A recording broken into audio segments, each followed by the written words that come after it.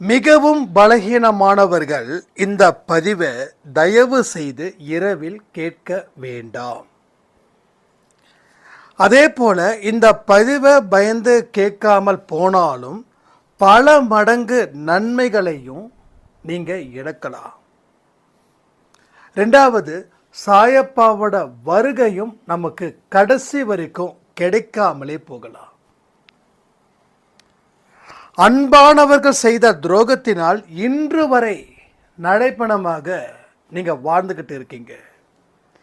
நீங்கள் நினைச்சிங்கன்னா அவரை கூட நடைப்பணமாக வாழ மாற்ற முடியும் உங்கள் செயல்கள் மூலமாக. அதற்காக அவருக்கு எதிராக செயல்படணும் அப்படின்னு நம்ம என்றைக்கும் சொல்ல மாட்டோம். ஆனால் என்ன சொல்லியிருக்கோம் அப்படின்றதையும் இந்த பதிவில் நீங்கள் கேட்கலாம்.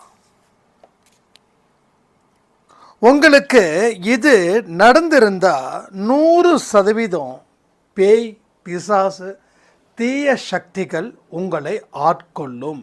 இது சத்தியமான உண்மை. இதுவரைக்கும் இதை யாருமே சொல்லாத ஒரு மிகப்பெரிய ரகசியம் இதில் இருக்குது. இதையும் கேளுங்க. ஏன்னா சாயப்பாவோட அருள் இல்லாமல் என்னால் பேச முடியாது. அப்போ அவருடைய அருளின்படி தான் நான் இங்கே பேசவே முடியும்.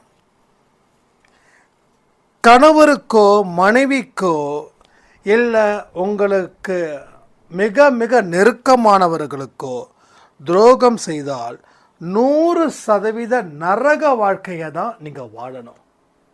துரோகம் செய்யவே கூடாது. துரோகன்றது ஒரு பாவம். அந்த பாவத்தை முடிவு எங்கேயோ போகும். உங்களை விட்டு நீங்கள் விலகுனா உங்களை விட்டு எல்லாமே விலகும். உங்களை விட்டு என்ன விலகுறதுன்னு தானே கேட்குறீங்க. நீங்கள் விலகி தான் இருக்கீங்கன்ற விஷயம் கூட இந்த பதிவின் மூலமாக தான் உங்களுக்கு தெரிய வரும். அதனால் இந்த பதிவு மட்டும் விட்டுறாதீங்க. பல ரகசிய உண்மைகள் இதில் நிச்சயமாக தெரியும். இதுவரைக்கும் யாருமே சொல்லாத பல ரகசியங்களும் இந்த பதிவில் இருக்குது. இதை முழுவதும் கேளுங்க. கண்டிப்பாக சாயப்பா வந்து நின்று உங்களை ஆசீர்வதிப்பார்.